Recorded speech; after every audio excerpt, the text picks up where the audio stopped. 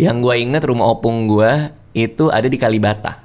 Kalibata di depan rel kereta api. Jadi ini rel kereta api, sebenarnya rumah nenek gue.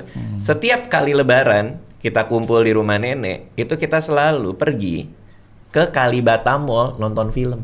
Oh. Ya, jadi Kalibata Mall di arah sana, rumah opung gue di sini. Kami semua pergi rame-rame main dingdong dulu namanya, dingdong, Iya, dingdong. arcade itu ya.